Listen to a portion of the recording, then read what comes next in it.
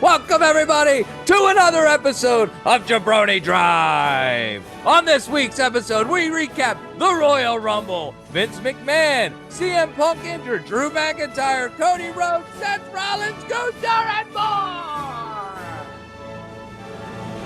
Will this be the best episode of Jabroni Drive yet?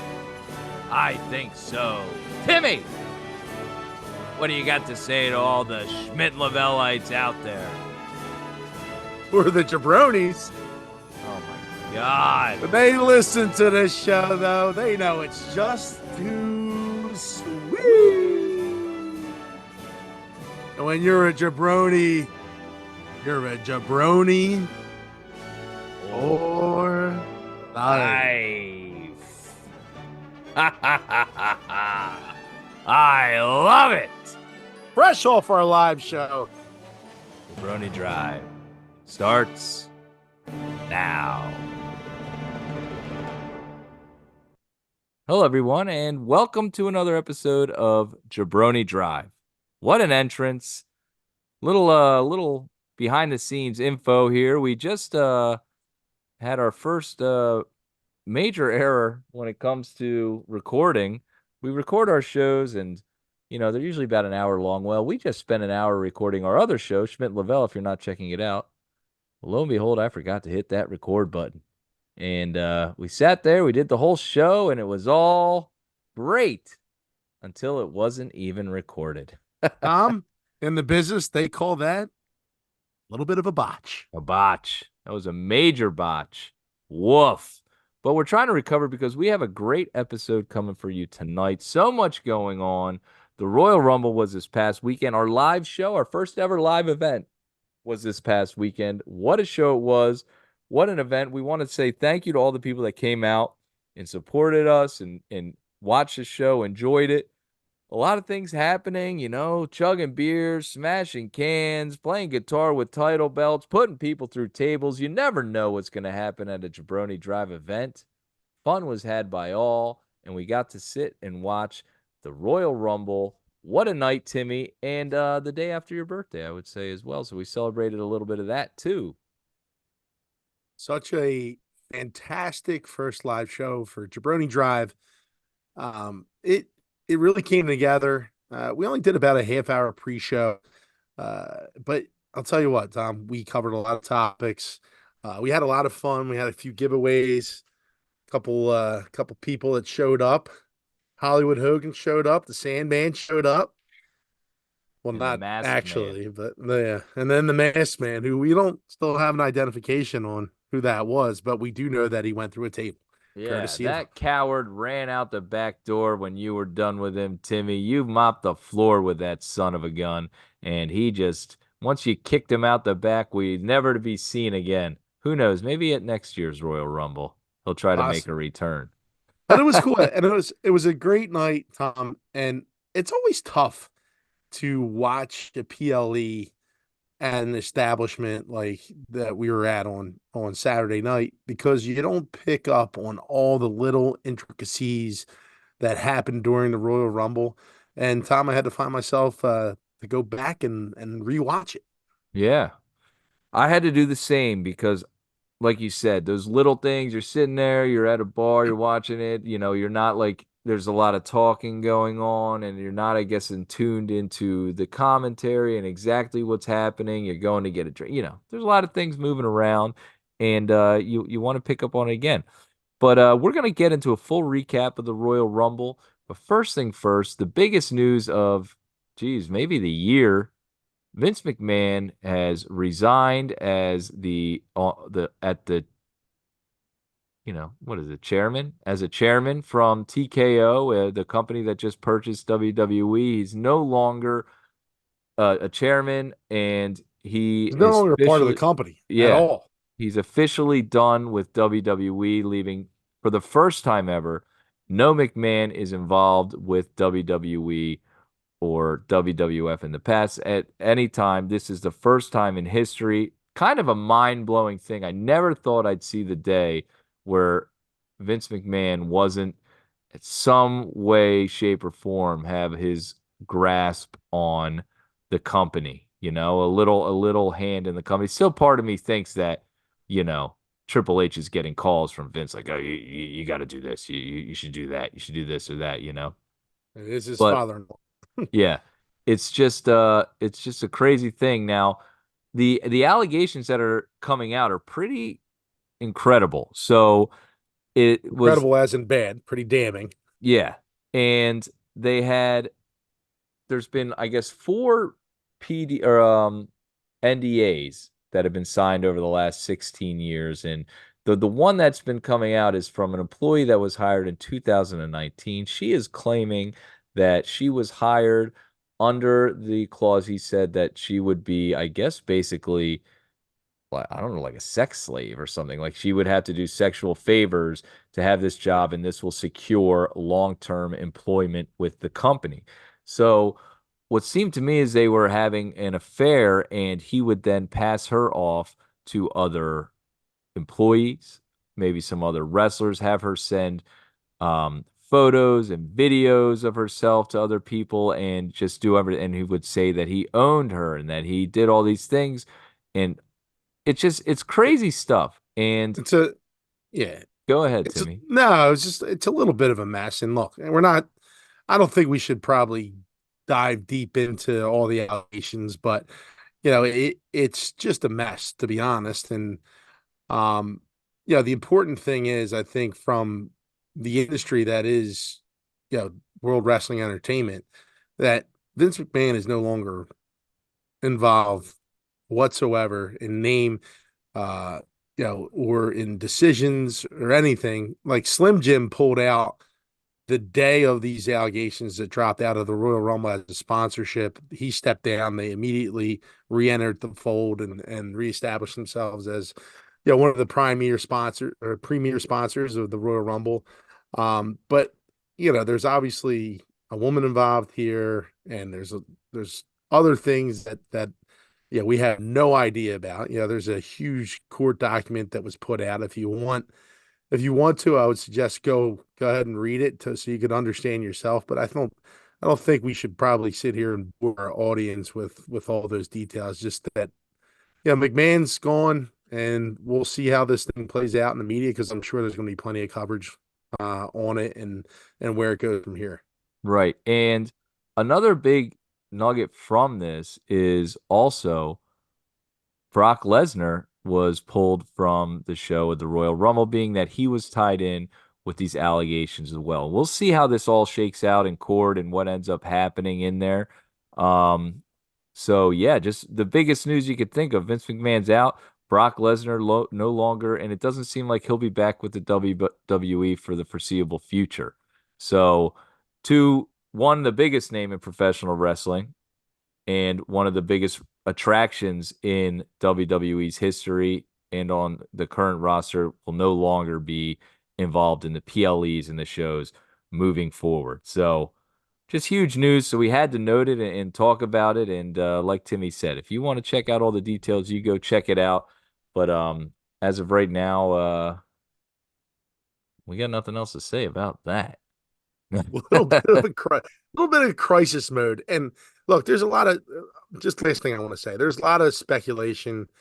Um, after the event, Triple H basically, gave his opinion quickly, answered maybe two questions, and he's getting hammered for not really going into details on his answers and stuff like that. But like it's a legal matter now, and I don't expect him to really go into details. We've seen these things happen with other sports organizations. It's currently going on with the Philadelphia Flyers right now with one of their top prospects, one of their best players, and they have offered no comment on the situation. So again, I don't expect Triple H to get into details on that, especially like right after essentially their Super Bowl, right? With the Royal Rumble and talking about what a great show they had and stuff like that. So, um, more to come on that. We'll follow up on all that stuff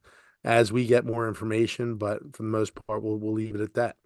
Yeah, and I thought it was unfair for people to criticize him for that. Clearly, it's a legal thing, and he shouldn't comment on it, and I'm sure his lawyers advised him to not comment on it. Like what is he going to say to make, anything better? Like, and he certainly doesn't want to make anything worse. So he chose, I think his words were to focus on the positive and say what a great show they've had and how things were going about that. And it was a great show, and it was the second highest viewed PLE in the history of the WWE behind last year's WrestleMania, and it was an incredible spectacle, a lot of great moments. And we're going to start with the Women's Royal Rumble. The Women's Royal Rumble, the first match on the card, was, I thought, the better of the two Rumbles. I enjoyed it a lot. There was some surprises. You had Naomi come back. She is now back with the WWE. You had the TNA Women's Champion show up. Jordan. Jade Cargill makes her first appearance. The third entrant and the eventual winner of the Royal Rumble, Bailey. I thought there was a lot of fun parts in this match and just like impressive. Liv Morgan shows up. She's back in the fold. She's a title contender.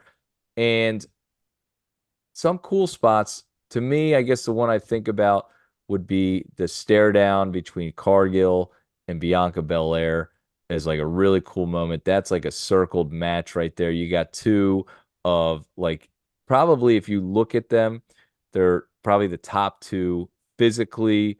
Like, wow, look at these wrestlers and how incredible of a look they have. You know what I mean? Jay Cargill just has that look about her that's just box office. Yeah, yeah, she was exceptional. There was some really cool, like you said, cool spots out during this match too. One that I can think of too is, I think it was Bianca Belair's finishing move on the apron Yeah. to, Yes. was that the TNA, or Yeah. was, yeah, to Jordan, what's her name again? I Jordan had to look Grace. up her name. That's what I was just gonna Jordan say. Grace. I think it Jordan was Jordan Grace. Grace. Yeah.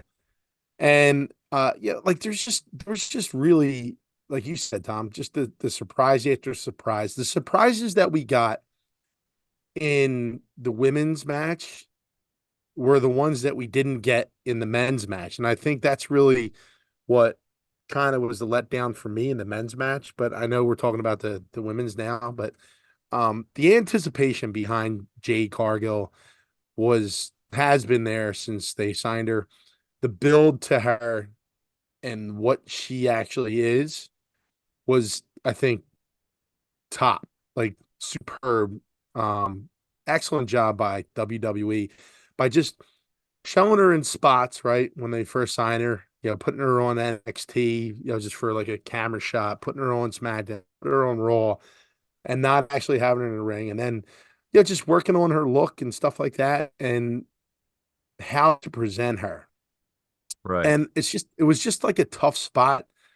I think for any newcomer to come into a Royal Rumble as your debut and to make an impact is probably one of the hardest things to do, to stand out between 30 other wrestlers. And they just did it in a really nice manner, and cleared the way a couple different times. Like they had her eliminate Nia Jax, which was, a big deal because Nia Jax has been getting quite the push in WWE over the course of the last 2 months here. She's had really big run-ins with Becky Lynch and with Mommy last, especially on Monday night. Like she's really been served some of the top wrestlers, female wrestlers, in the brand.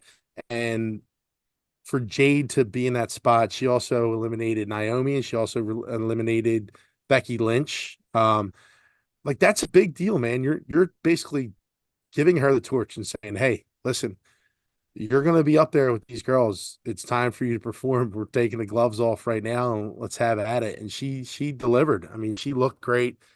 Um, Spot like you said with Bianca Belair, where they're lateral pressing So both their opponents over their heads, and they're about 6 feet from each other, and they both drop them, and they just are like looking at each other, like, yeah, that Want to was a do cool spot. this? Let's Yeah, go, you know? yeah. It was cool. And Liv Morgan, I think, coming in second again for the second year in a row is something to note. You know, she's one of the fan favorites in the ring. She's had some injuries over the last couple years, but finished late in both of the last two Royal Rumbles, coming in second in both of them. And I wonder if maybe next year for the Rumble will be her year. She's been a champion before and is an interesting superstar. Kind of that like underdog, I guess David versus Goliath kind of woman's wrestler. So Bailey ends up winning the match, and the question for every wrestler when they win the match is who are you going to face? There's two champions, Io Sky, who Bailey is in a faction with, or Mommy, who is on Raw and is on the different show. So clearly you would think the opponent she would choose would be Rhea Ripley. It would make sense that she's not going to go against someone that's in her own faction. However, on this episode of Monday Night Raw, she was out there talking to the crowd, taking her victory lap, saying how look at all the standing here. Royal Rumble winner, tag team champions, World Women's Undisputed Champion.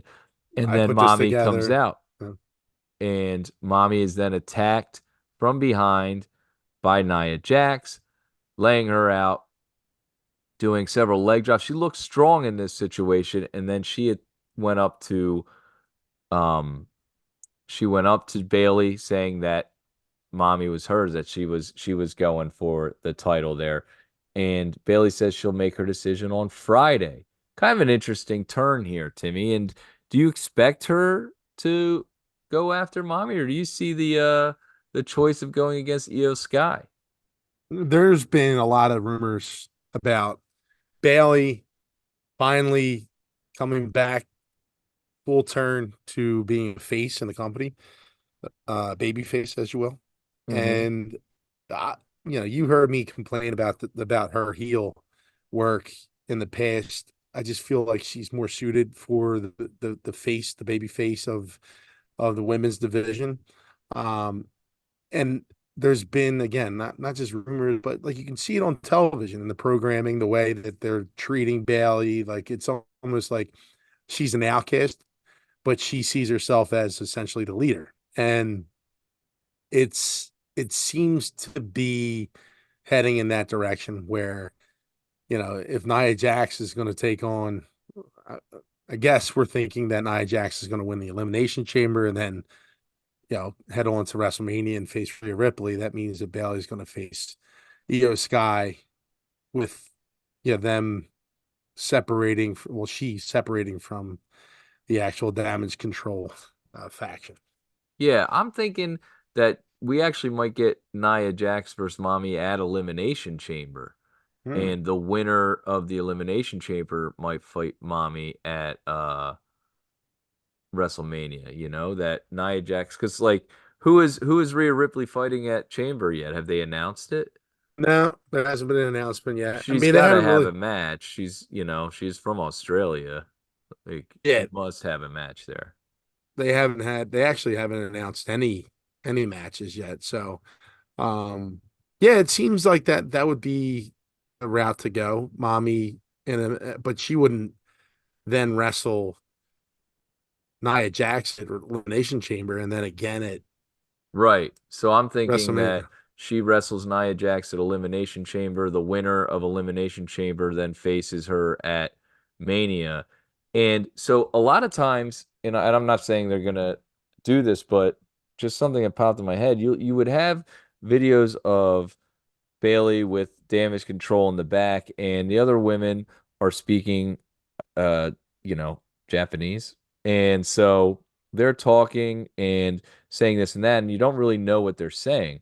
I wonder if they were saying some like mean things the whole time in a different language, and somehow that comes out on Friday that they're speaking poorly of Bailey. They don't like Bailey. They want her out of the group and this and that. She sees that and then decides, you know what?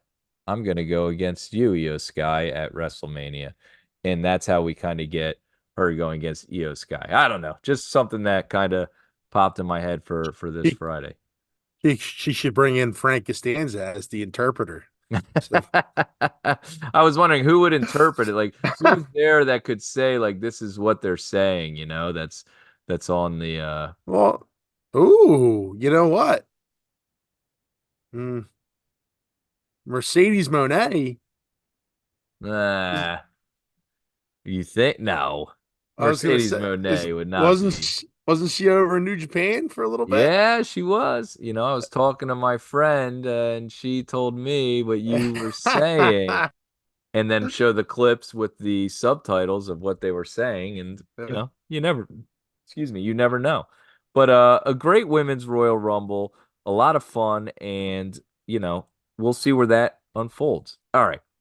So let's get to the next match of the night, and that was the Fatal Four-Way between Roman Reigns, LA Knight, AJ Styles, and Randy Orton. Timmy, this was a good match. I enjoyed it. There was some cool spots. We've been talking about LA Knight. I kind of want you to talk about him for a second. I thought he looked great in this match, and I feel like the last couple weeks he's really starting to. I mean, he looks great physically. He looks in great shape.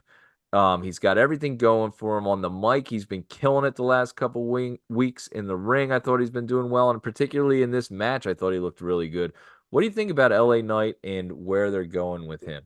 Yeah, this match for me, since LA's inception, since he's become LA Knight, since he's gotten the crowd on his side, I felt like this was by far his best performance in a match. Look, what was it no, it wasn't Fastlane where he fought Roman Reigns. What was it? Crown Jewel. Crown Jewel. I mean, it was a good match, but yeah, there was still it was kind of generic. It was almost like a generic match, right, for both those guys. There wasn't really anything that like jumped out for me for this match, dude. It just seemed like he was on his game from start to finish. Like he does his normal jump up to the turnbuckle and superplex, and that went off without a hitch. He got his finisher off a couple times like that. It just everything was so clean for LA Knight. And I just thought he looked his strongest throughout the match and just delivered a really good performance to for me to really catapult him because again, like there's just been times where he's in these rings or he's in this ring with a lot of the top talent of the company, and it's not that it doesn't belong. It's just like it does he belong, right? And in this match, I felt more than any other. He certainly belonged, and he certainly performed at probably one of the highest levels out of more of the competitors, out of all four of the competitors. I felt like he was on fire. Um, the I LA agree. Night chants, all the LA Night chants were going like, yeah, the Big yeah, Pop. yes, Yep. yeah. He just had the crowd behind him. Well, I think And he, too in the last sorry, Timmy, but in the last since Crown Jewel, we've been concerned about maybe and like the Punk comeback and The Rock showing up, and so we've been concerned about his fire kind of dwindling a little bit, but it seems to be now getting reigniting and getting even bigger now. So I'm really curious to see where this LA Knight can go. Maybe it is his time coming up in the foreseeable future. yeah, it just his staying power is starting to become evident. Where yeah, the joke was, or the easy line from the Miz and from everybody else that he was set up against was that he's a flash in a pan, and it seems like he's going to be around for a little bit. I know he's still older and stuff like that, but man, he's delivering everything that they keep throwing at him, and he's delivering on all levels. And he had an opportunity to win this one too. Like he had a couple close calls here, and look, you knew that he probably wasn't going to win it, but selling that is the hard part, right? Is selling that he's going to win, and um, Yeah, he delivered a couple of those moments in that match. Yep. And I would say it was a good job done by all of them. The thing that I want to talk about now, Timmy, and it's just so old, is this run in with the bloodline and them coming in and interfering yet again. And we talked about it prior to the Rumble in our preview for the Royal Rumble. We said Roman Reigns needs to win clean. He needs to look strong. If he's going to cheat, he needs to figure out a different way to cheat, not with a run in from Solo. RKO. Randy's got him. One, two, boom. The referee's pulled out of the ring by Solo Sikoa, who then, No, no, no, no, no. It wasn't Sol Sokoa. It was a guy with a hood on. You couldn't tell who it was. yeah, who's this hooded man? And he pulls out the ref. Then he goes in and just starts fighting everybody like he's in the match. And next thing you know, he's on the outside. He goes for a spear through and he goes through the barricade. Then there's a scuffle on the inside. What was a cool spot was Roman throws LA Knight into the ropes as AJ Styles is going for the phenomenal forearm. That fall was done really well. I thought AJ looked like that took a lot out of him. He falls and he hits his chest on the top rope and looks like a whiplash. And this in that quick moment before you see a replay, you're like, whoa, like was that plant? Like that looked like something and then it leads to the spear. One, two, three, Roman retains. They did not need Solo. Why not just have the match without Solo? Have someone else pull the ref out of there, you know? I don't know. It's just All right, so annoying. It's so old. It's so old. it is old, and we've. It's funny because we had a moment there, Tom, at our live show where I missed the solo interference. I must have been talking to somebody, and after the match, I turned to you and I said, "At least you got the clean win," and you were like, "What?" I, and then I had to go back and watch it again. And again, look, to your point, yes, you don't need the solo co-interference here. But right now, I do think that they hear this. I mean, Seth even mentioned it on Raw. I think this is kind of like the WWE adding to the hatred for Roman Reigns to really kind of he's already a big heel, right? But just adding more heat to him, like that's what they try to do with these characters. Just keep on adding heat, keep adding heat, right?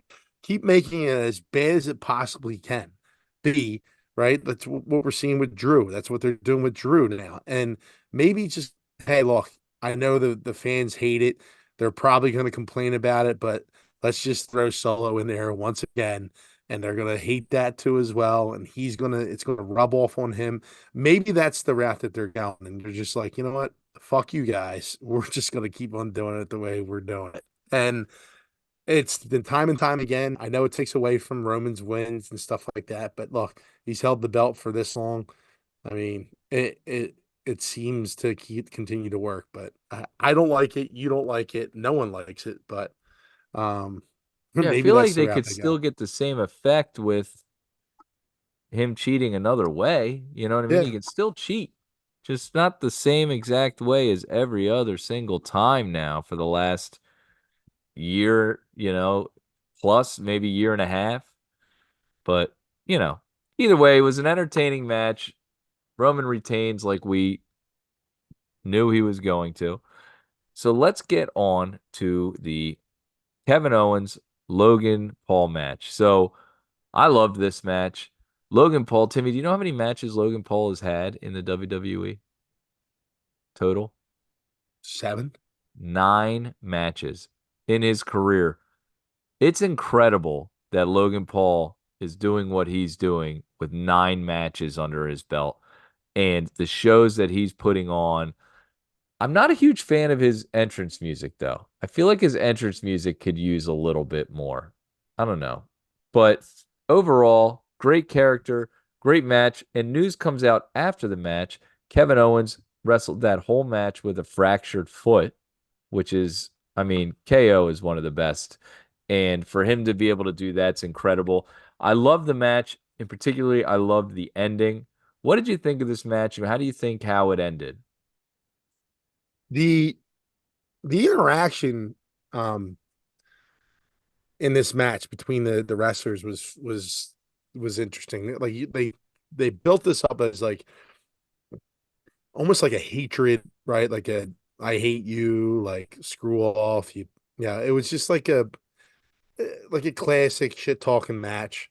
And they continue that stuff like during the match, and it was kind of a brawl, right, if you will, without the no holds barred stuff. But the one spot that I loved in this match is when Logan Paul finally gets him up on the turnbuckle and he screams over to, I think it was Corey Graves. He said, you said that I can't suplex Kevin Owens off the top rope. And he goes to do the superplex, and KO does his patented brain buster off the top rope, which is, dude, that move is so lethal, dude. It's so Yeah. deadly.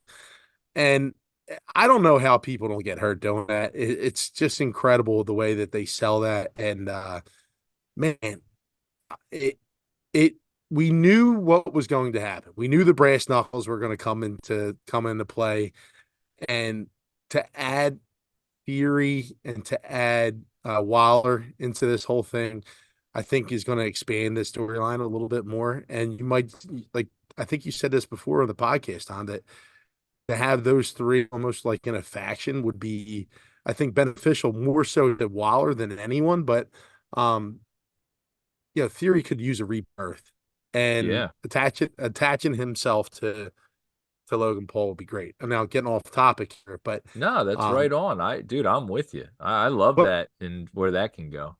but to finish the match, you said that you love the ending. I mean, the ending is it's almost like a gotcha type of moment, right? Like where classic WWF matches, you see this with like Eddie Guerrero with the belt, right? Or the Right. chair where he dives and falls, like similar style to that, where, a chair is involved and you're not allowed to use a chair. And Eddie Guerrero would throw it to his opponent and lay down on the mat like he just got hit by the chair, and then that his opponent would be disqualified and he'd win the match by default. This here was opposite, where Logan's Paul Crony has the brass knuckles. He's attempting to get it to the ring, which I thought it could have been done a little bit better, because it was just like a weird, like kind of like minute and a half in the match where Right. it felt like the timing was off, and then like if you have some random dude hopping over a barrier, you're gonna get him out of there as fast as possible. And he just stood there for like a good like minute and a half, and then Theory comes down and Waller comes down, and at some point those brass knuckles get passed off, and then over to Logan Paul. Logan Paul obviously gets them wrestled from him, and then KO puts him on his hand, knocks out Logan Paul, goes for the actual win. One, two, and then Pat McAfee with the greatest line, I think, of the night. What's that ref got 20/20 vision? What's going on with this guy? The ref happens to see the brass knuckles still on KO's hand as he's holding up the leg, and disqualifies KO, which I thought was such a fantastic finish, because you don't take anything away from KO, right? You still give him that credibility, like he was going to win that belt, right? He had him knocked out, the whole deal, Right. and he's going to win in that manner. But I don't know. What did you think?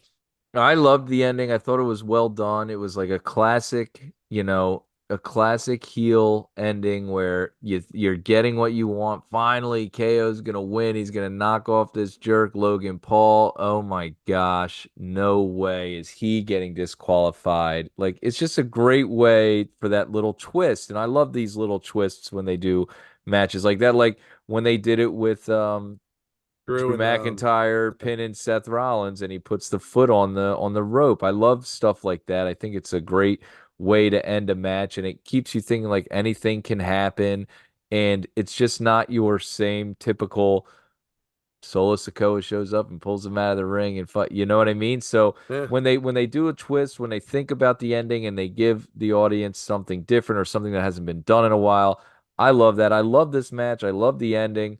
Well done. I mean, KO and Logan Paul. I mean, Logan Paul right now is one of the best young What a, wrestlers in the world, and it's pretty impressive. what about afterwards? I mean, The interview afterwards, or no, no, no, no. You're talking about so like this is his ninth match, and he's had some pretty rough spots where Mhm. he's gone through tables.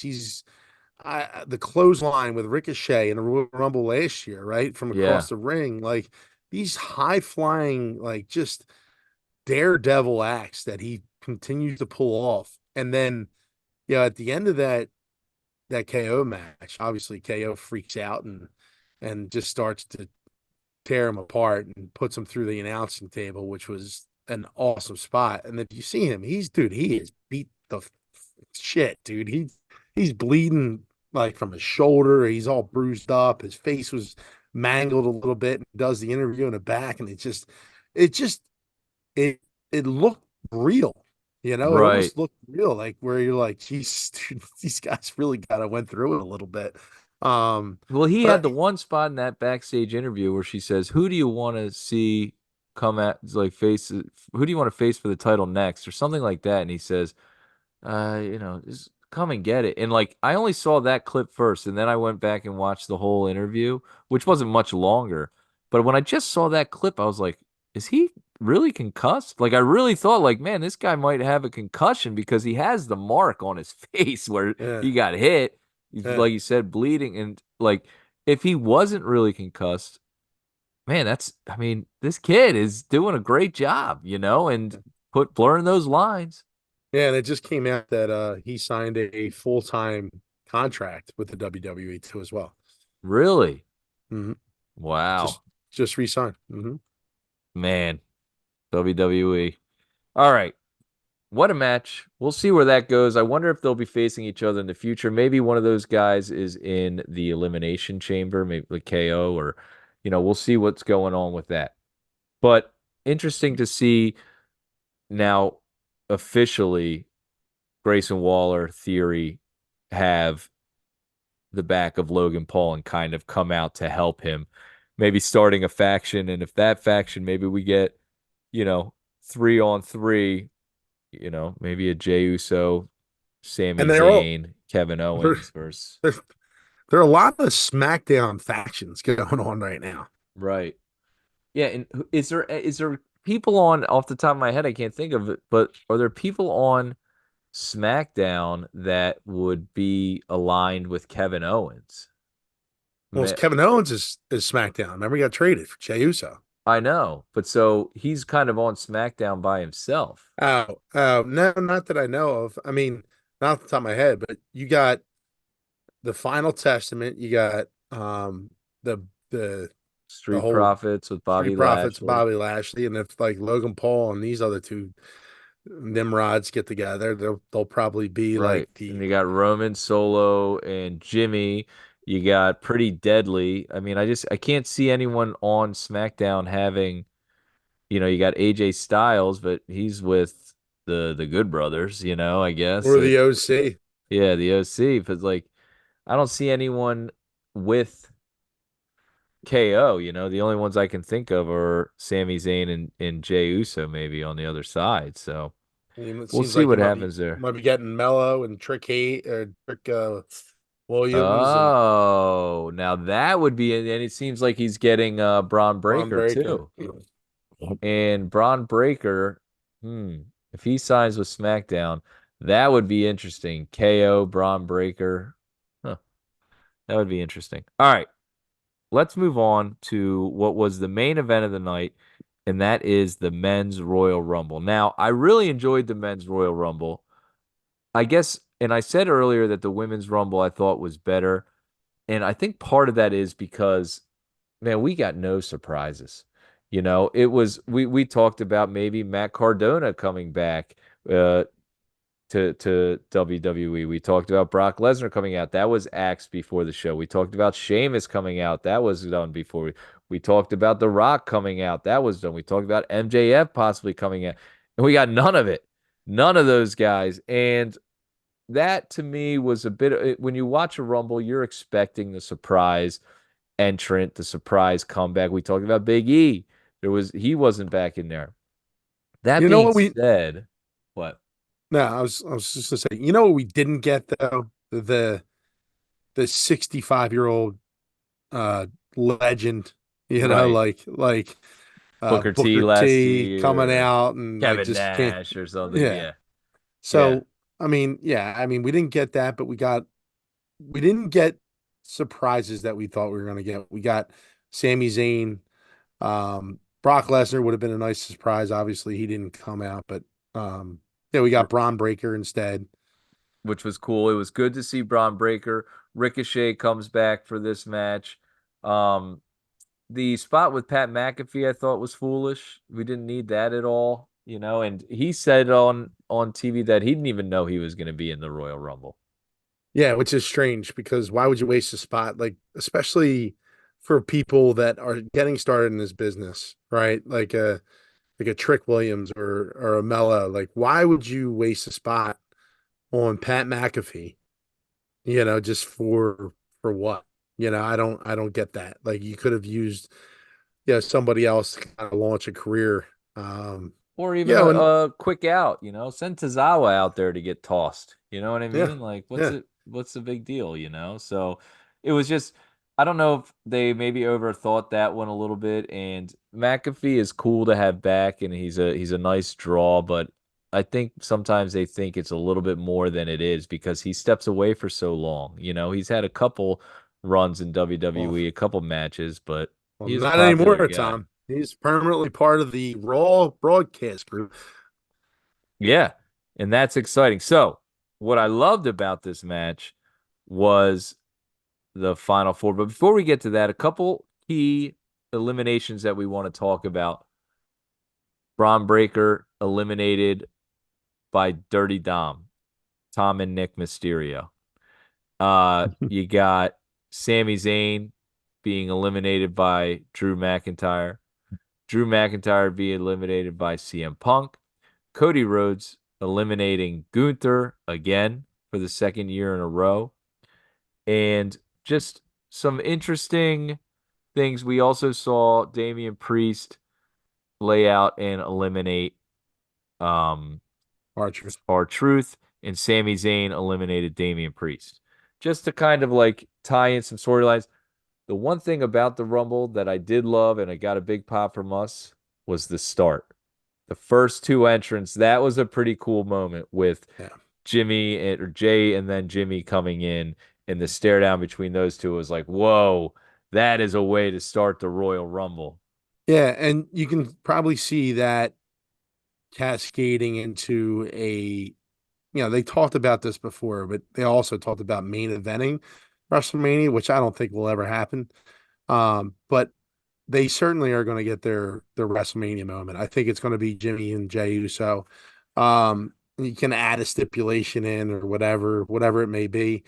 But like the one thing that really surprised me, Tom, is the lack of The Rock being involved in any way, shape, or form because you get this whole hey, I'm going to sit at the head of the table tease, and we've gotten nothing since then. And is that really pushed towards Roman Reigns, or was he actually talking about sitting at the head of the table on TKO's board of governors? Like, I don't I don't get it, right? Hmm. Like if he's doing that speech to the crowd, that means that he's going to be involved in the wrestling some way, shape, or form. And that means like pretty soon. You can't just waste that spot and then say, "Oh yeah, it's going to happen next year." Right? Right. No, Like you're there right. has to be something immediate to follow. And to not have an appearance by The Rock or a run in or some sort of video like message or something to keep keep that storyline afloat was really kind of I think a fail by the WWE if that's the route they're going, because you still see all the chatter on all the social media about they're still planning on having Rock versus Roman, and it just doesn't make any sense to me right now. Yeah, and The Rock not showing up was a disappointment. There has been times in the past we've mentioned on the show that he was a host of WrestleMania and he announced that the following year he'd be fighting John Cena, who was the biggest star in WWE at the time.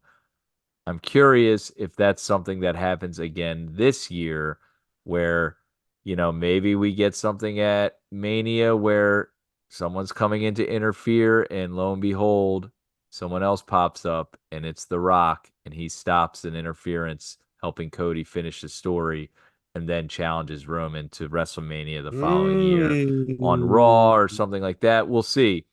But it could be, and we're going to get into it could be something else that we're going to be getting into a little bit later. Coolest part of the match, the final four, you had four heavy hitters in that ring. Cody Rhodes, CM Punk, Drew McIntyre, and Gunther. And it was what we wanted. You know what I mean? When you're like, okay, the whole speculation, who's going to win the Rumble? Who's going to win the Rumble? These were the four guys that everyone was talking about could possibly win the Rumble. And that was a cool moment when you had all four of them in there looking at each other. And then how it played out, I liked how it played out. I thought CM Punk looked strong. I liked it seemed like his endurance was good. His kicks were up. They were um it looked fluid, and I thought he was doing well, better than I anticipated for him in the Rumble. Um, Gunther, another long run in the Royal Rumble. Drew McIntyre eliminated by CM Punk, and the look on his face building to that character. Cody Rhodes eliminating Gunther, and then the final two, CM Punk versus Cody Rhodes, and they battled for a while. End of the day, Cody Rhodes ends up winning it the second time in a row, two times in a row, first time since 1998. Who is he going to challenge? Clearly, it's going to be Roman Reigns, right? Well, in the match, CM Punk tears his tricep. Timmy, what do you think about that final four? And then talk a little bit about CM Punk and the torn tricep and how he was able to perform with that. I mean, these guys, it seems like every week we're seeing another guy, Kevin Owens with a fractured foot, wrestles against Logan Paul and his hands all banged Mm. up. That might be storyline. You got Seth Rollins finishing a match with a torn MCL. You got CM Punk out there finishing with torn tricep. I mean, these guys are freaking gladiators out there. It's dude, it's so difficult to perform with like under those circumstances too. Like, I mean, we talked about Cody Rhodes. You said about the torn pectoral, right? Like that's just like bananas to be able to do stuff like that. And there's athletes throughout history that have performed on just injuries that like you just it doesn't make any sense that they're able to continue to perform at a level that is at a professional stage, right? And man, it just those last four guys, right? These are guys that have been so intricate in like building storylines and being part of main events and um leading up to WrestleMania. Like this is what it was all about. And it really sucks that we're going to be deprived of CM Punk for quite some time now, because again, I've never seen him really wrestle all that often, and I finally get to get a little taste of him at the Royal Rumble, and it's not much, and he blows out his tricep, but like my God, he finishes the match, and you wouldn't know it, no one would know it, no one did know it until basically yesterday morning.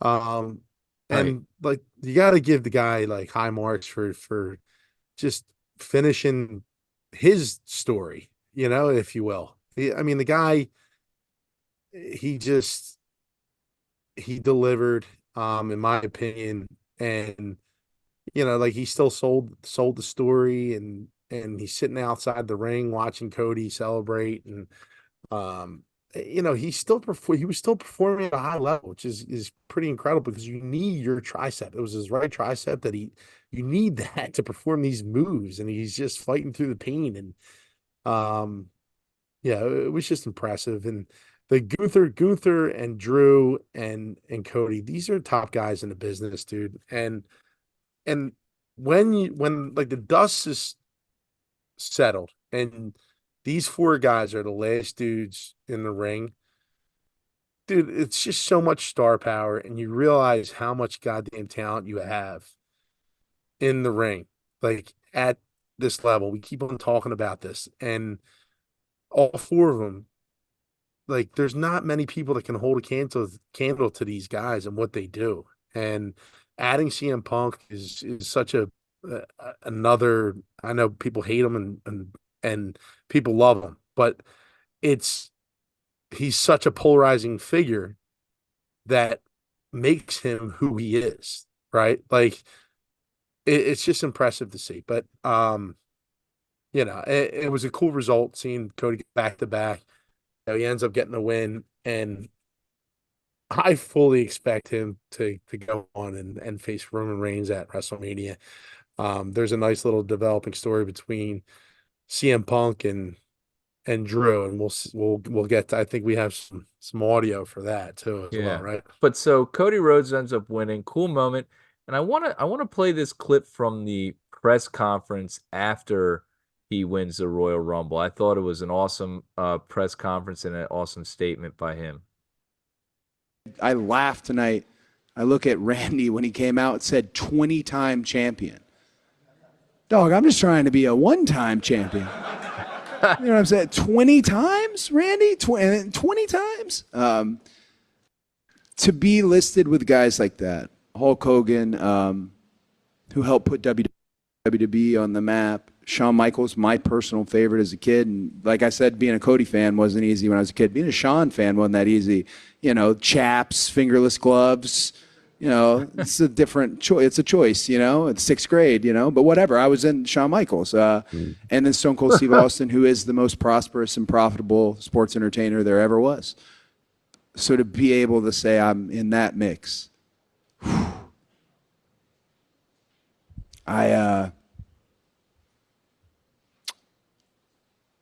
it makes me very, very happy, and I'm very blessed, very lucky to be in this spot. I know the spot I'm in. I know I've been treated by this team and WWE and everybody in this room.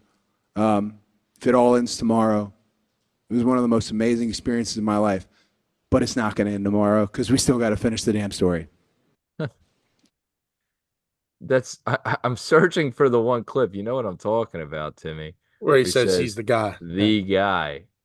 Well, I And mean, look, those two clips are just, and let me know when you have the clip to run. But like those two clips are awesome because Cody really gives you raw emotion every time he goes out there, and you know that every time he gets into that squared circle, he's thinking about his father, the legacy of the roads, and just the journey he's really been on, dude, since he's gone through all those changes, and then goes to AEW to a different promotion, and then comes back, and then this is the second time he wins a Royal Rumble. He still hasn't won a belt since he's been back. Not even the IC title, not even the United States title, like nothing. that's But he's incredible. and and he's right though. At this point, dude, he is the man. Like he's going to be this guy that's going to carry the torch into the next stage of In, of into what he says is the most prosperous time in the history of the WWE, and it is. And so if you haven't, I can't seem to find the clip right now, but if you haven't checked it out, it's an awesome clip where he talks about he is the guy and he's going to be the guy for the foreseeable future. Awesome Royal Rumble winner. I'm excited to see where this goes. And now everyone says the clear choice is for him to go against Roman, but we're going to get to that a little bit later. But the big news after the Royal Rumble is the CM Punk injury. And CM Punk comes out and addresses the fans on Monday night. And this is what he had to say. In the course of the Rumble, I tore my right tricep.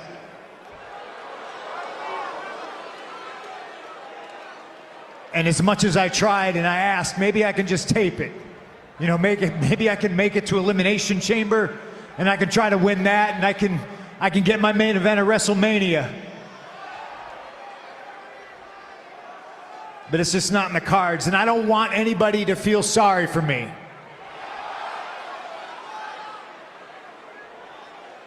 Because when I think of this situation and how much it bums me out and how much I have talked from the highest mountains about how my goal and my dream ever since I was a little kid was to main event WrestleMania, you know, maybe it's just not ever gonna happen.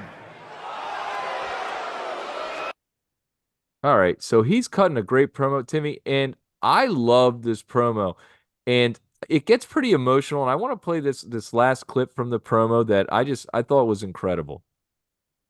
This is just a flesh wound. When I say best in the world, it doesn't mean because I always win.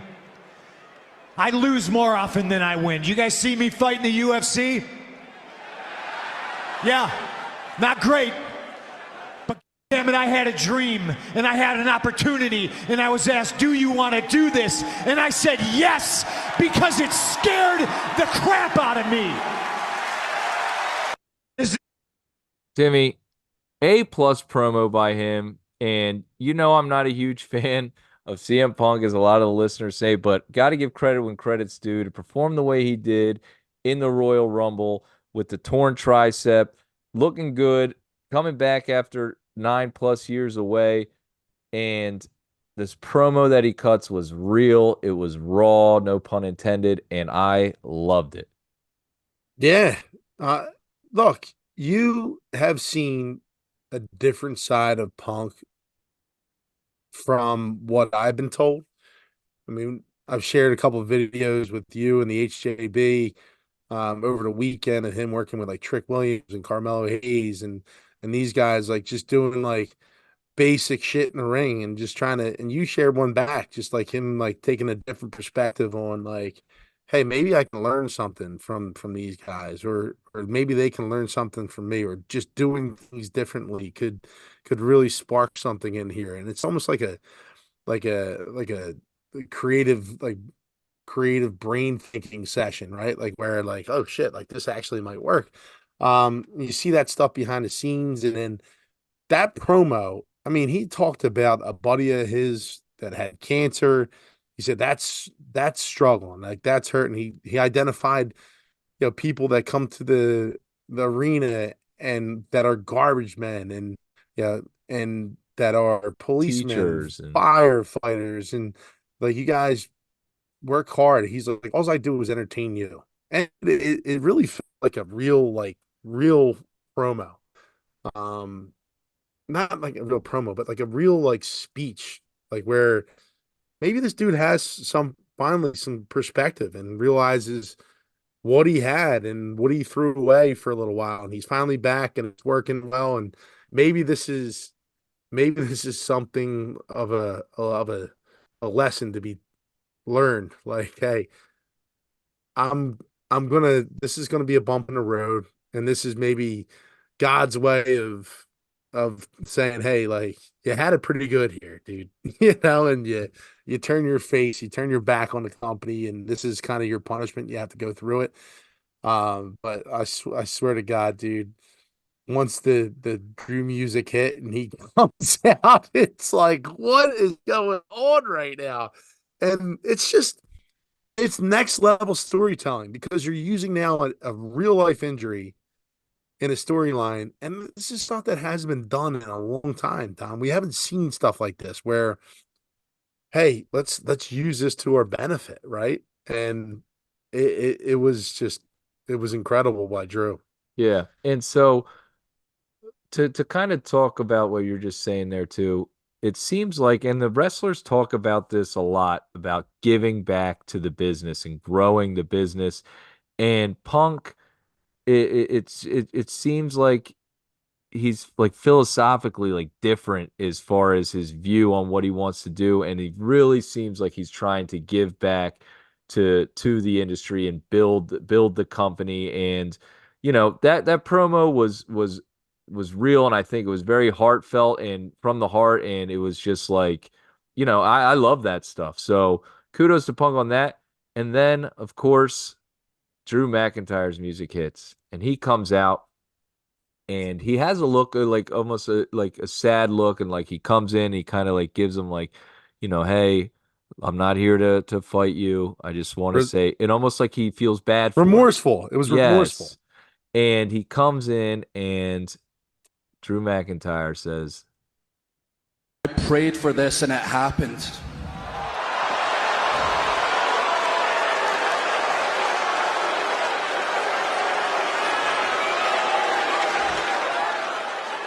When I got into that Rumble, I targeted you.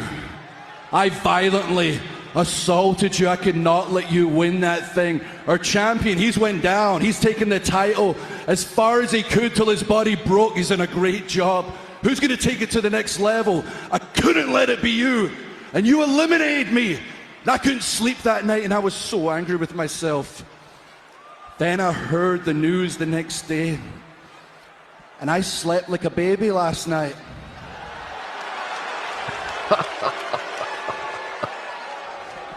You won the battle, but you didn't win the war. Mission accomplished. I exorcised the demon CM Punk. Now I'm going to find a way into the world title match at WrestleMania, and I'm going to go to the main event, and I'm going to live CM Punk's dream again. oh my God. And, clearly this is something, these guys are backstage now, and there's a lot of talk. Cody talks about how he hates to be surprised. Like, whatever you want to say, let's talk about it. You're going to do this, I'm going to do that. And this is just such great heel work. McIntyre's character is like really come to. He then goes for a cheap shot on Punk. There's a little bit of a melee, Glasgow kiss. Boom, he stomps the tricep. Dude, how awesome was that moment with McIntyre? I mean, the great promo by Punk, you get the heartfelt everything, and then McIntyre comes out and says, "Ha! I'm glad it happened." It's just it's next level thinking, because again, you're using this injury to your advantage here, right? And hopefully, yeah, I'm sure there was some conversation about, look, you can't hurt this anything anymore. Like, let's just kind of sell it a little bit and get you over as bad as we possibly can in terms of being a heel. And holy shit, did it work? And that it's just, you're adding heat. I talked about, using Solo Sikoa to add heat. This was just a masterclass. Like, this is really, really well done. And again, this takes us into Drew's story and where it goes, because we had him taken over for Judgment Day, and like that kind of throws everything into a whole different like avenue here, because like it just doesn't make sense now to me. Like, why would he move in that direction? He's more of like a solo psycho right now, if you will. He doesn't need anyone. He doesn't, but I'm look, he gets eliminated from the Rumble by Punk. He lost to Seth Rollins a couple times now. He's lost to Gunther, it's that idea of him not being able to win the big match.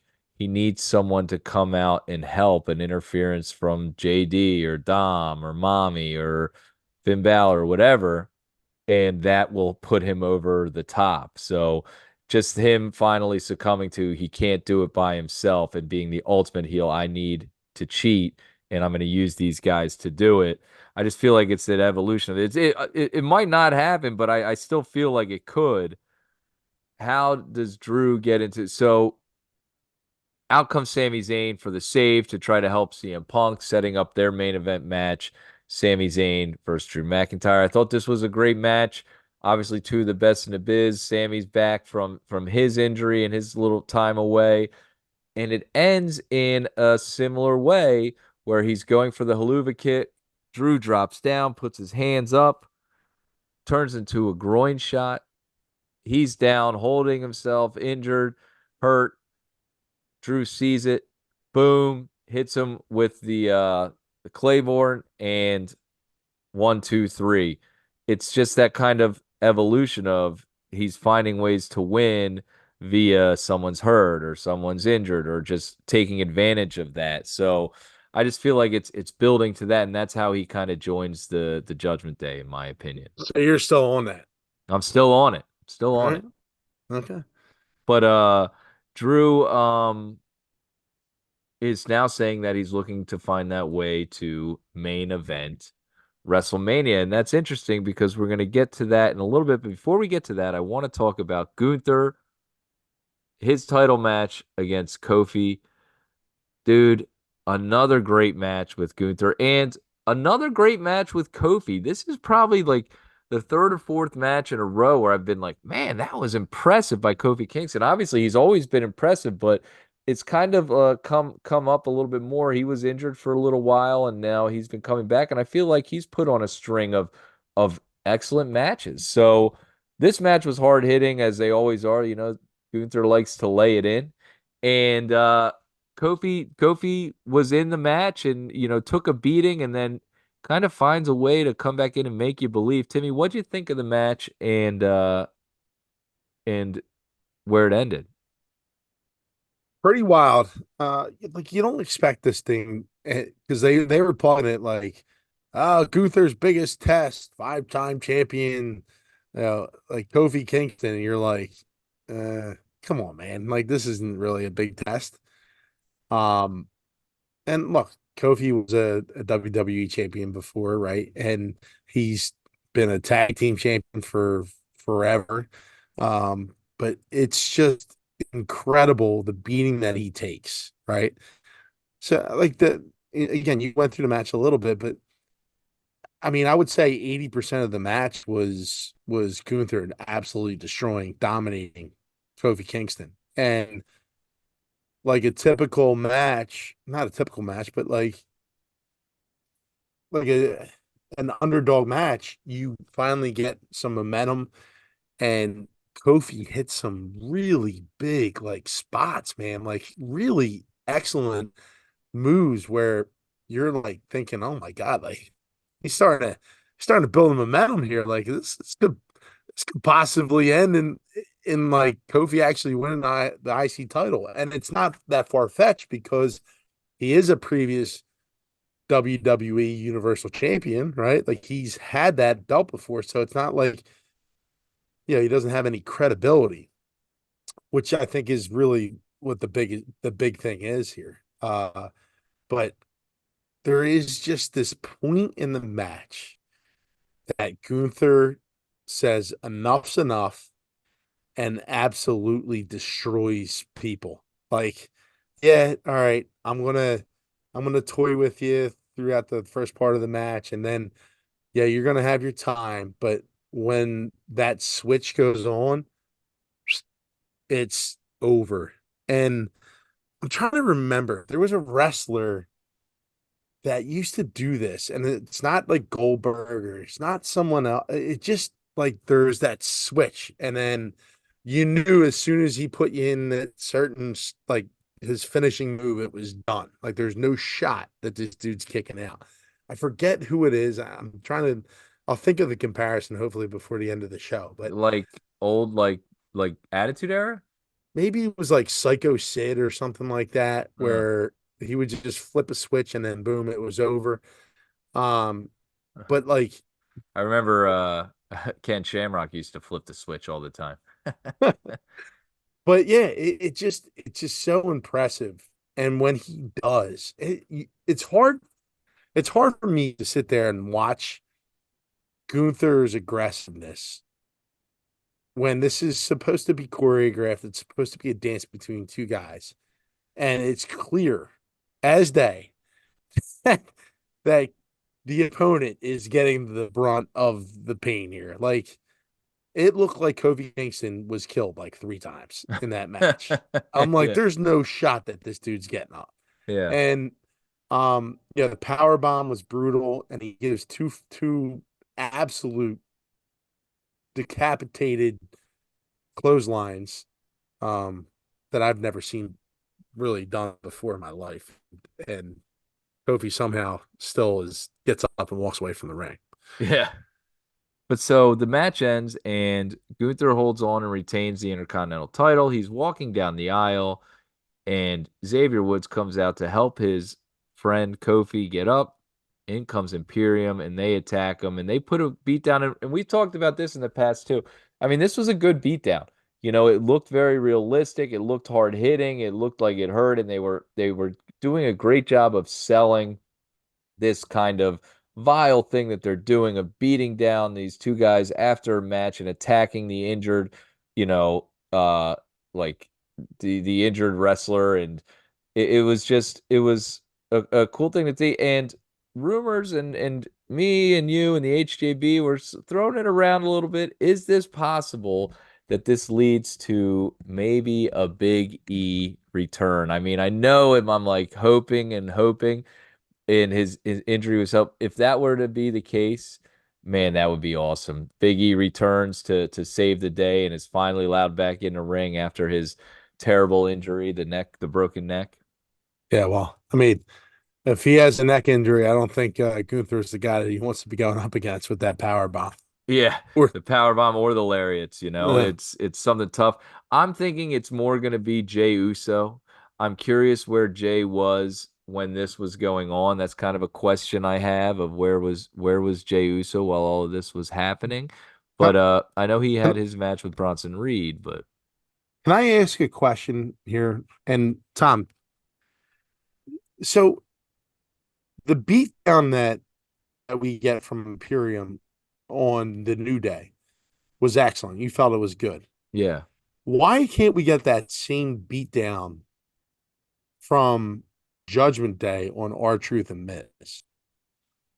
Yeah, I don't know if time went long on that or what was going on, but that whole thing and that we've talked about this in the past. That whole storyline kind of was I think is a fumble. I'm disappointed in it because I thought it could have been a lot more. And I don't know if that's Well, creative or if that's Truth just can't get out of his own way of being this like goofy character, and the way it was done this week, it was like Damien was going to say something and Truth would cut him off and he'd make a joke. And he's going to say something, cut him off, make a joke. Go say something, cut him off, make a it's a joke. bad segment. Bad Yeah. segment. And it was just like, I didn't think it was bad, but like, I don't know, it's bad because it wasn't what I wanted it to be, you know? And Truth's and Damien's still saying, like, I actually like you, dog, so I'm not gonna do this. They're gonna do it. You know what I mean? And it's like, you actually like them. What are you talking about? You know what I Yeah. mean? Like, don't Yeah. you can't play both sides. Yeah. Like, it just didn't make that much sense to me. Although I will say Truth's entrance into the Women's Royal Rumble was quite comical with the hot tag. That was really good. No, that was in the men's. He tried to enter the women's, Oh and yeah, the Pierce came women's. and got him. But we were cracking up at Truth's hot tag, and then he did the Cena thing, and yes, that was. I mean, the guy's entertaining. You know what I mean? So I just wish they could have had him just be in the Judgment Day and kind of be this annoyance to a couple of them, but Damien keeps him in, and then like he should have helped Damien win or get this. I don't know. But I just feel like they fumbled it. I'm glad it's over. Me Thank too. God. And I'm glad, like, it just should have been a better beatdown in my opinion. Like, if there's really, yeah, like there's got to be some more. You got to lay it in a little bit more on that beatdown and just Oh, Timmy wants to see him lay it in a little bit more. I love anyway. it. All right, so let's get to our final topic of the night, and that would be the winner of the Royal Rumble, Mr. Cody Rhodes. He comes out and addresses the crowd, and he has this to say. The last 48 hours of my life outside of here has been rather challenging. everything is good, all is well. But on Saturday, you will never know how much I needed you.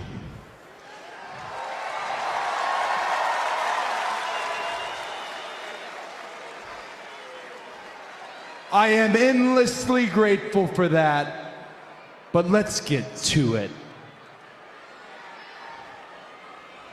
Let's make WrestleMania 40 official.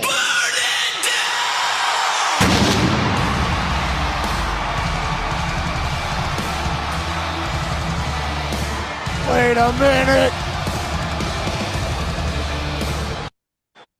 So out comes Seth Rollins, and Seth Rollins starts to plead his case to Cody Rhodes in kind of a twist. You should be fighting me. Do you want the Hollywood title, the Hulk Hogan title, the one for posers and frauds, the title for people who politic their way to the top? I feel like that was Or- shots fired at you, Tim. I don't know. Do you want the Dusty Rhodes title?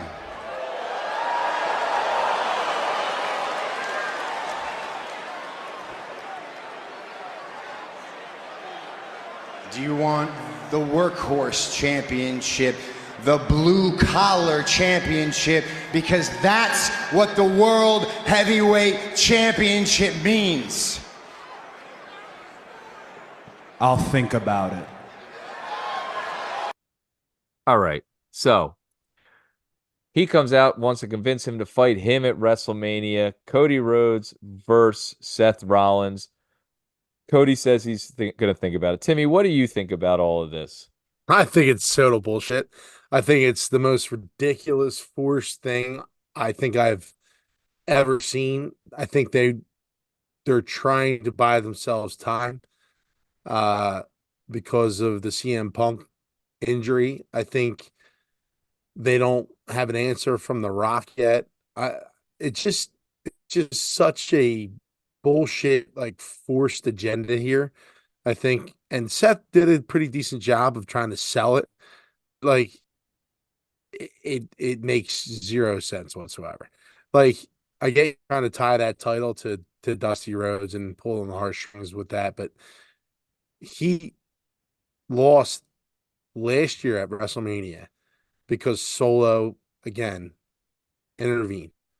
Why in the world would he try to dethrone the world heavyweight champion when he's injured and not the guy that's held the title for over, I don't know, what is it, 700 days? How long is it? Yeah. No. Him over 1,000. It's like 1,000. 1,300 days. This will be the 4th year in a row he's defended the title at WrestleMania. Yeah. So it's a hard, like, you're asking him to sell this thing as hard as you possibly can. If they given him if they've told him, like, hey man, like, we're gonna need you to go and wrestle Rollins, that would suck. That would suck. That would just add it would add nothing. Like, if he wins the belt, even if let's say this were to happen, okay, Cody wrestles Rollins and he wins the title. It's just like, it's almost like winning the in-season NBA tournament, right? I don't know if it's that level, but I know what dude, you're saying. Yeah. it is though. It is though, because you just created this title last year, right? It's winning the NFC Championship game and losing the Super Bowl. No, I mean, I disagree. I think that we all know what the prize is here. It's Roman Reigns' title, the Universal title. That's the main championship, and you can't sit there and say that it's not. No, I'm not saying it's not the main, but I mean, in I season know, tournament, I don't know about that. no, I mean, look, It's lesser. It's lesser. It's not the just story. It's a bad ending. What? I always said this since he lost. I said The only way this dude finishes the story is if he does it against Roman Reigns. That's the premier title in the WWE. It's the one that he has to complete. He has to have around his waist. And I don't know if this is something that's just like it just feels like almost like posturing a little bit, but if this is the route that they're going to go, and they're just trying to figure out what they're going to do with the main event of WrestleMania Day 2 or Day 1 or whatever it is. Um, it's not the greatest look, in my opinion. Well, you know, I'm with you, Timmy. I do not agree. Like, there's no way that's what's happening. He's facing Roman Reigns, in my opinion. You can't have him versus Seth Rollins because, first of all, they're two faces. All right. Who wants to see that right now? Two, the only way you can finish a story is going against Roman. That's it. You got to beat Roman and you got to take the title off of him. That's it. So I don't know how The Rock ties into all of this, and I don't know where they're going, but I think I don't think it was an audible to have Cody win the Rumble. So they knew Cody was going to win the Rumble. So then they had to have a plan for CM Punk to somehow get to Seth Rollins. Insert whoever you want now into that same plan to then face Seth Rollins. I mean, in my opinion, it should be Drew McIntyre. Drew McIntyre versus Seth Rollins at WrestleMania, I think, is a main event. Now, is it going to close out night one? I don't know. I don't know if Seth Rollins, and that might be the irony of this whole situation. Seth Rollins has never ended a WrestleMania. He's never been the final match on a night one or night two. Of course, he's been doing it years that they only had one night, but now with the two nights, he's never been the final match on a night one or night two or any night of WrestleMania. The irony of CM Punk getting hurt is now someone else has to face him for the championship and may knock him out of that main event match. They might slide a women's match. If you're going to have Mommy versus Jade Cargill, that might slide up into the main event, or Mommy versus the Man or something like that, and it might knock him out. So the irony of CM Punk not getting his main event might be that Seth Rollins might also not be getting his main event now. But Cody Rhodes has to go against Roman Reigns. I feel like this was just something to get us thinking, to get us like, wait a second, is it possible he goes against Seth Rollins? I don't buy it like you're saying. If it is because The Rock came out, made that statement that he was going to go sit at the head of the table, but has not committed yet to doing that, I mean, that's BS by The Rock then, dude. That's like you Well, can't say that and then he's holding his own company hostage almost, right? Like right. you're sitting on the board, dude. Like do what's good for business here. So Well, I that's where get I think that ties in. Sorry, Timmy, but I think that's where it ties into that next year, me versus Roman, because they signed the deal with Netflix that starts next year. He wants his first year with that to be the most profitable up, up, up, up, up. You know what I mean? So I feel like maybe that's the call, or he gets a guest referee spot or something like that. yeah, I just do you really build that storyline a year and a half before it actually happens? Is that what you do? Does That Rock challenge Roman at Elimination Chamber? I don't know.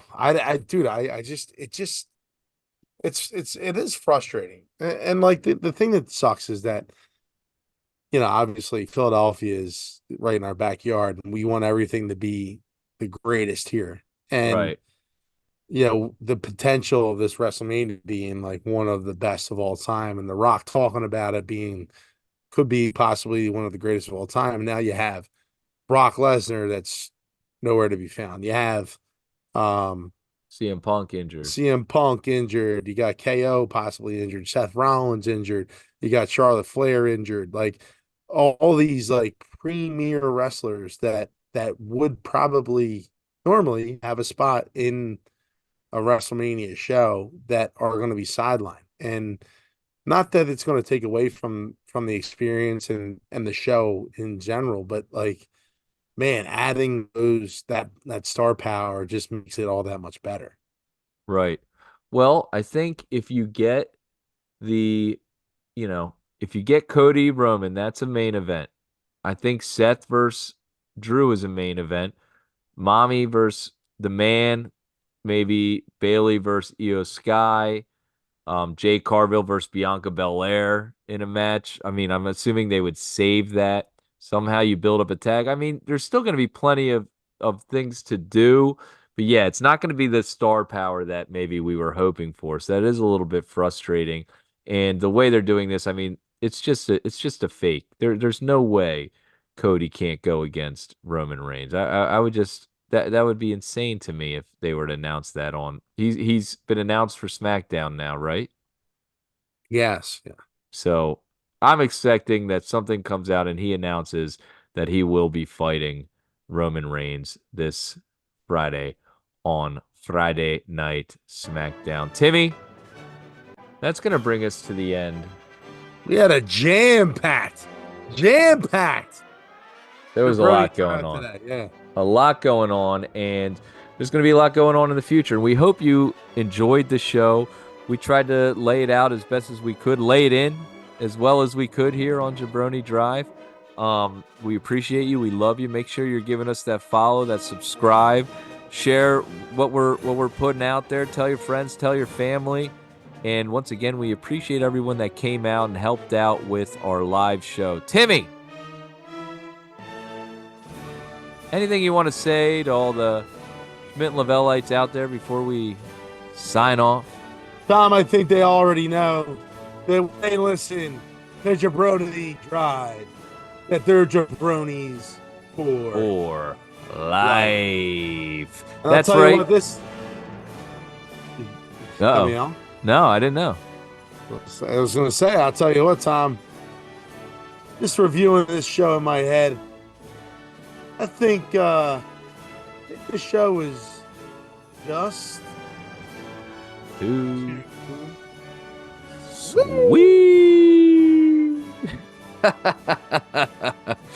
Timmy Schmidt's got your hookup. Holla if you hear me. We love you. New episodes every week. Brony Drive, the fastest growing show in all of wrestling shows. Next week, we'll cover SmackDown and Raw. Hopefully we get an answer for Cody Rhodes. More developing stories. Until then.